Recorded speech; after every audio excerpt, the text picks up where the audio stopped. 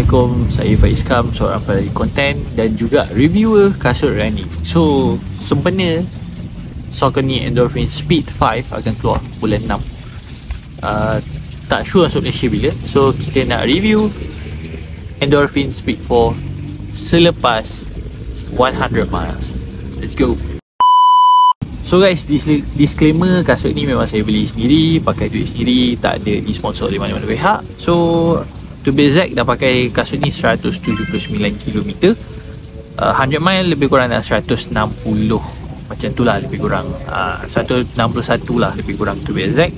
So kita dalam review ni, kita bukan nak cerita pasal dia punya kegunaan untuk apa dan sebagainya, just nak cerita untuk ketahanan dia. So memang ada kesan wear and tear lah obviously dekat bahagian outsole, tapi dia punya rubber masih intact, tak ada apa-apa isu lah. Cuma dekat bahagian luar ni, kalau boleh tengok kat sini, dia dah geser. Yang ni salah running form lah, bukan salah kasut, salah sendirilah. Dan kemudian dia dekat bahagian foam ni, dekat bahagian midsole ni, ada sikit-sikit lah wear and tear. Yang lain bahagian apa tak ada masalah, memang tak ada cuci langsung, dah basuh, bukan lari dalam hujan pun memang tak pernah basuh dan sebagainya.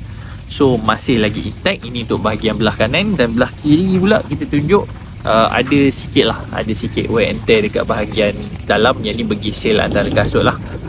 Dan juga yang luar ni mungkin bergesel dekat tepi-tepi jalan dan sebagainya lah. Dan bahagian outsole pun sama, dekat bahagian sini je yang makan lebih, iaitu running form yang problem. Yang lain tak ada apa-apa isu lah. Yang lain semua masih cantik lagi. Dan bau dia masih sama macam baru keluar kotak guys. Tak ada apa-apa beza bau pun, masih lagi bau yang sama. Bau plastik dia kuat. So nampaklah kotor kat sini dan sebagainya kan. So overall sangat enjoy pakai kasut ni.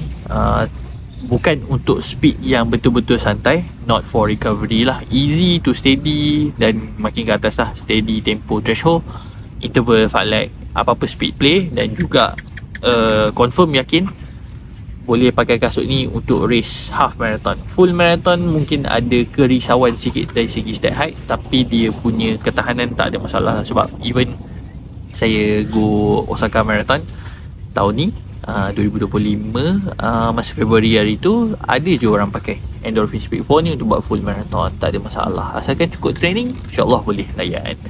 So untuk siapa yang tak nak pakai kasut carbon plate untuk race day, kasut ni antara option yang bagus untuk Saucony Endorphin Speed 4 ni. Sekarang harga retail still lagi 799 lah, tapi ada certain masa dia akan ada sale. So korang boleh dapatkan dengan harga yang jauh lagi murah. Dan kompetitor dia contoh macam Divid Nitro 3, contoh macam Magic Speed 4 dan juga Zoomfly 6. Harga lebih-lebih kurang sama. Yang paling murah adalah Magic Speed 4 dalam 679. Yang paling dekat dengan dia adalah Zoomfly 6 lah, Zoomfly 6 789. So bergantung, kalau nak lebih kepada softer feel, memang Endorphin Speed 4 lah. Untuk Divid Nitro 3 dan juga Zoomfly 6, dia lebih kepada middle, tak soft sangat, tak firm sangat. Dan untuk Magic Speed 4 dia firm sikit, tapi still manageable lah. So yang lain tu, itu antara kompetitor lah untuk tempo trainer. Boston satu lagi, Boston paling murah lah, Boston 12 629, Boston 13 dah keluar 669. Yang tu saya tak pastilah dia punya feel macam mana, sebab tak cukup info lagi dan tak ramai lagi user baru pakai. So itu kita tangguhkan kemudian. Kalau korang ada kasut yang nak saya review, boleh review, boleh minta saya review, tapi bergantung pada bajet lah. So sejujurnya saya cakap kasut ni memang saya enjoy lah. Saya dah test semua pace pun memang tak ada masalah, tapi saya lebih kepada effort. So effort, easy, steady threshold macam tadi saya sebut. Even interval pun saya tak pernah miss hit pace yang saya nak pakai kasut ni lah. Cuma kasut ni kalau boleh Saucony, ni yang paling grip lah ni sebenarnya untuk Endorphin Speed 4 dan juga Endorphin Pro 4. Sebenarnya yang paling grip lah antara line up Saucony. Selain daripada tu, dia a bit ada kemuskilan lah pada dia punya dia punya grip untuk outsole, rubber outsole dia. Mungkin dia kena improve sikit, ataupun dia kena improvise sikit lah. Mungkin ambil sikit info ataupun maklumat daripada brand-brand lain sikit. Dia boleh adjust, boleh improvise, boleh dapatkan satu formula yang bagus lah untuk rubber outsole dia. Yang lain sejujurnya saya shock lah, memang shock pakai kasut ni. Memang saya seronok tengok colour pun memang sangat-sangat cantik. Saya suka colour ni.